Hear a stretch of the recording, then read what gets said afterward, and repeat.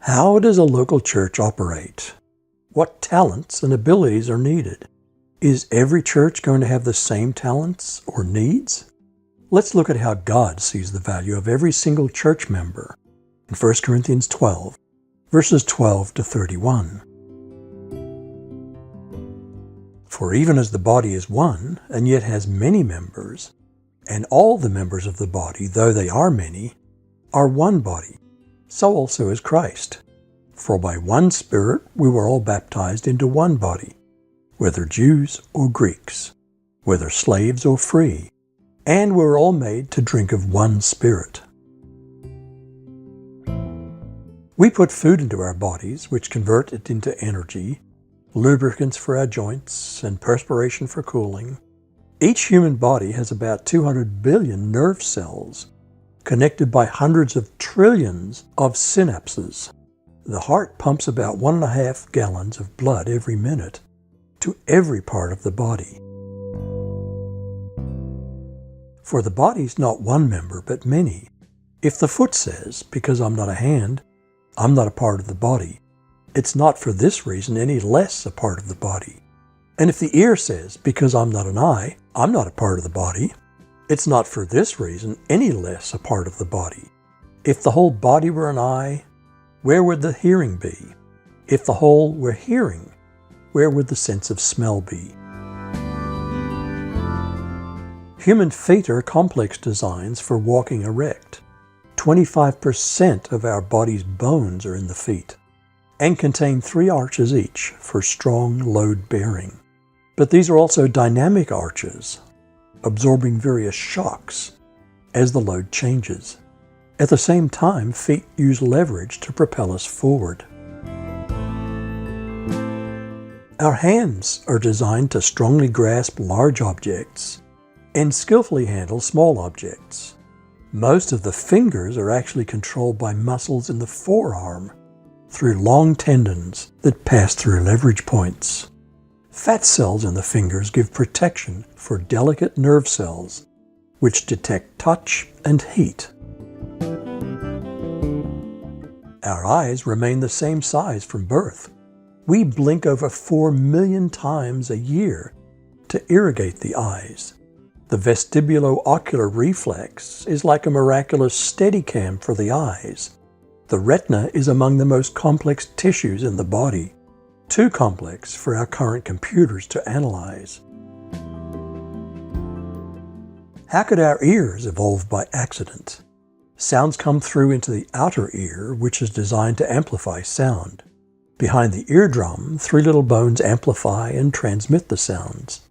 Then the cochlea converts them into electrical signals for the brain through the incredibly complex microscopic organ of Corti. But now God has placed the members, each one of them, in the body, just as He desired. If they were all one member, where would the body be? But now there are many members, but one body. And the eye cannot say to the hand, I have no need of you, or again the head to the feet, I have no need of you. Why are the feet, hand, eyes, and ears placed where they are? What would it be like if our feet, hands, eyes, or ears were situated in a totally different place? Can you imagine a few different places? What would it be like if we had to live like that? On the contrary, it's much truer that the members of the body which seem to be weaker are necessary, and those members of the body which we deem less honorable, on these we bestow more abundant honor, and our less presentable members become more presentable, whereas our more presentable members have no need of it. Without identifying which parts of the body are weaker, they are just as necessary as the stronger parts of our body. The same with those parts which we cover up with clothing and shoes for protection or modesty. They're just as necessary as our eyes, which are usually uncovered. But God has so composed the body, giving more abundant honor to that member which lacked, so that there may be no division in the body, but that the members may have the same care one for another. And if one member suffers, all the members suffer with it. If one member is honored, all the members rejoice with it.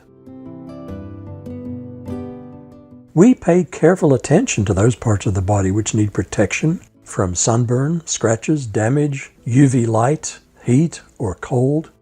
We care just as much for our feet as our hands, or our eyes as for our ears. We wouldn't want to be without any of them. Now you are Christ's body, and individually members of it.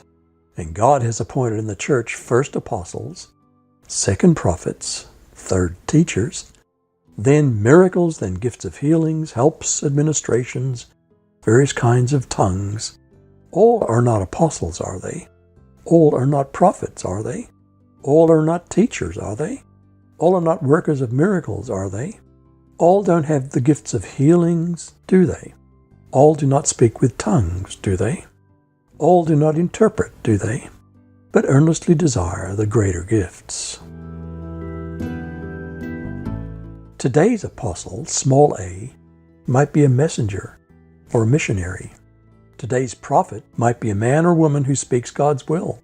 A teacher is a master of the Scriptures and teaches the Bible well. Miracles, healings, administrators, helpers, and translators, all are needed for a church to run.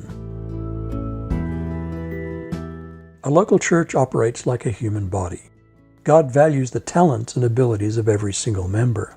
Not every church is going to have the same abilities or needs. Like a human body needs every part, hands, feet, ears, and eyes, at different times for different purposes, so too does the local church need everyone.